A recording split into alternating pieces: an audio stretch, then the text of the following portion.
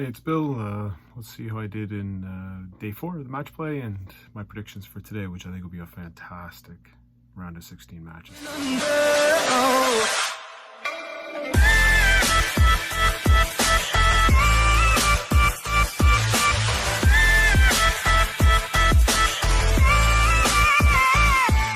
All right, before I get into today's matches, which by the way I think are all fantastic, and I'll be lucky to break 50% based on the matches, but let's take a look how I did yesterday. Well, I went from 1 win, 3 losses to 2 wins, 2 losses, so I guess you got to consider that to be an improvement. But let's go through the matches. The first one up, big upset, one of the ones I lost, and one of the ones I said I don't think I would have lost yesterday. But Kellen Ritz beat Rob Cross 11-8. Rob Cross was the better player. It came down to doubles. Rob Cross tends to be, or if you take a look at his stats, about a 40% checkout percentage. And yesterday he was at 33%. I think he owned the match. What killed him was the 10th leg. When Kellen was able to draw even, you could see that got him going. I think at that time he was averaging like 85, 86. And by the end of the match, he had 92.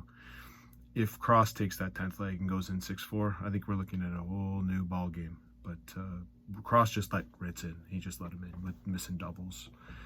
Definitely outscored him, but couldn't get a double. Now, I will give Ritz credit. You have a 79% average of hitting doubles. I bow down to you. But that's the only reason that Ritz won was his doubles. 79. He's not going to keep that up. So, and you wouldn't expect that. Let's say Kellen Ritz is at 50%. Cross wins. So while Cross I think is the better player, the better player didn't get through in this case, and Ritz pulled a bit of a James Wade, and we'll see how he can do in the next round. But again, that 10th leg was the killer there for him. Next matchup, I had a little bit of drama to it. The Polish Assassin, the Eagle, was able to beat Luke Humphreys 11-5. Pretty comfortable in the end, but there was points in that match where it looked like Humphreys was going to be coming back. But again, it's the doubles that kill you. Humphreys was at 22% doubles. You're not winning anything at 22% doubles. It was the doubles that killed him. Rostovsky was just consistent. And, pretty close to 100 average again. That's what he is. And he's got to leg his draw in the quarterfinals. You believe this? We're going to have maybe a Polish Assassin. The Mr. Personality walking through with the big rar, and I would pay money. Oh, if you have a Rutowski Price semifinal, best first one to 16, and Price is gonna get pissed, and Rutowski's just gonna do what he does, which apparently pisses a lot of people off. It looked like it got the Humphreys yesterday. Ooh, it could be very, very tasty. But there's another match to go before that. But yeah, Rutowski played really well. Humphreys, it's the doubles. It was the doubles all the way until the last match that was taking people out. The next matchup, Gerwin Price, Johnny Clayton. I called that one. Clayton just gives Price way too much credit and doesn't. I don't know what it is.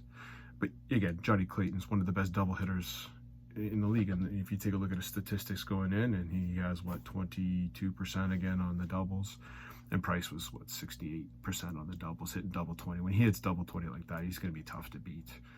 But again, it's just doubles, and I think it's just a little bit too much respect that Johnny gives to him.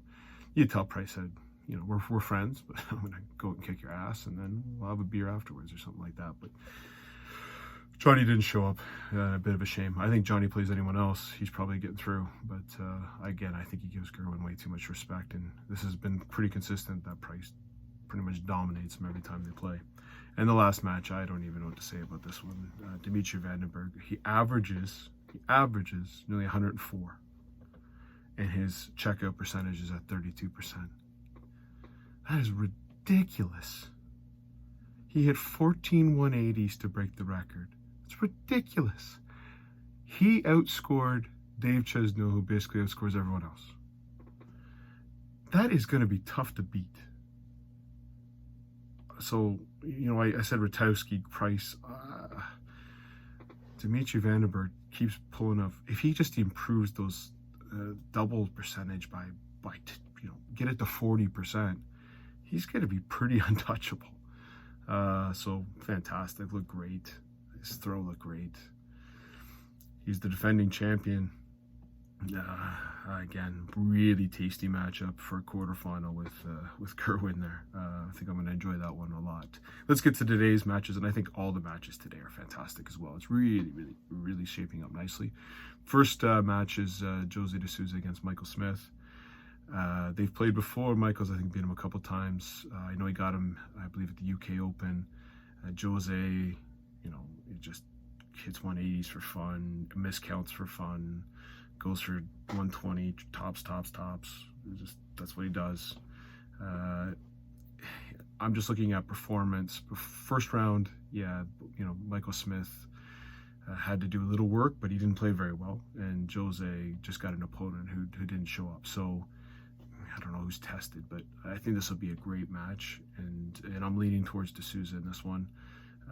Smith just has that mentality where he just, TV. Now, World Matchplay has done really well, but I'm going to think he's going to miss some really crucial doubles, and that'll let Jose in. So I'm taking this one. I think it's going to be a very close match, but I'm going to take Jose De Souza 11-8.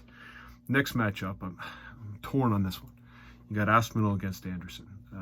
Aspinall seemed to enjoy it, and actually I thought it would be King in here, and I thought King would get through Anderson and get to Van Gerwen in the quarters and give him a go, but Aspinall played well. Anderson, again, bunted, didn't throw anything back at him, so you don't know what to take from it. I think it's going to be a really close match. I just like, it's just the one thing with Gary, he scores, but those doubles, he's just not, when he he's like Price, when he hits tops or double 20, and he hits it consistently, just give him the match. He just hasn't been doing it. So I'm thinking Aspinall's got enough to get over the line here. But again, another great game, close game. I've got it 11-9. And then you can take your bathroom break on the next game, the Chihuahua against the Choke Artist. MVG's played horrible in the first round. You heard my comments in the video previously. So he'll probably show up and do 110 average like he normally does, right? He has a bad match, and then actually some in the Premier League that was consistent. And Ian White really shouldn't have got to the next round. It's just that Dale Gurney couldn't hit a double, but Ian White, he looks fantastic. And even if the game's close going into the last legs, like the last person I want to have a bet on is Ian White. You just see it. I don't know what it is. It's a mentality thing. I don't know what to say. It's uncomfortable to watch sometimes how bad he chokes, but I don't think he's going to get a chance to choke today. I think the only reason, if Ian White starts off like he did against Daryl Gurney and gets a lead on Michael Van Gerwen, he's got a shot. But I just see Michael Van Gerwen dominating this one, win this one 11-4. And then I think you the next match, again, another one you got Peter Wright against Joe Cullen. Now, Joe Cullen has done some damage to Peter Wright on I remember a game where he averaged like 111 in a quarterfinal on the World or a Super Series about I think it was November last year. Wright says he throws garbage at 99. If you take a look at their averages in the first round, they're pretty similar. Wright probably has more consistency than Cullen, but Cullen's got more of the, it can light it up. Although, Wright can just put 2 11-leg, darts out of his ass. I'm struggling on who to pick on this one. I don't like the fact that Wright calls he's going to win. He typically doesn't do well when he does that. Of course, Cullen gave him the gears back, might fired him up. If you remember the semifinal with Wright and Price in 2020, when Price sort of pissed off Wright, Wright just got fired up and just destroyed him. So did that little needle by Cullen fire him up? I'm going to say yes, and I'm going to say something's going to happen ridiculous in this match. I think, you know what, I'm going to go with the extra legs in this one, and I'm thinking, Wright will just hit like a 161 or a 160 or 156 at just the right time to get a break, and I've got him winning this one 13-11, but it's going to be a doozy. So again, who do I have? De Souza over Smith 11-8, Nathan Aspinall over Gary Anderson 11-9, MVG over Ian White 11-4, and Peter Wright over Joe Cullen 13-11. Now, you can, so then we'll just MVG, Cullen. That's going to happen. But let's take a look at the possible quarterfinals here. You could mix and match. It could be Smith Cullen, it could be Smith Wright, it could be Cullen D'Souza, it could be Wright D'Souza. Those are fantastic quarterfinals, no matter who wins. Those are fantastic. And you can have MVG against Aspinall or MVG against Anderson. Because I'm sorry, Ian, I'm just not giving you the go. That is fantastic quarterfinals. Think about the quarterfinals. You got Rutowski, Ritz. Okay, fair enough. Rutowski takes it. But then your other ones are going to be Clayton, Demetri Vandenberg. The combinations I talked about, D'Souza, Smith, Wright, and Cullen, and MVG against either Aspinall and Anderson over, the best of 31 legs. Tell me the quarterfinals are not fantastic right now. This is going to be great to watch darts. I hope everyone enjoys it. Let's see how I do.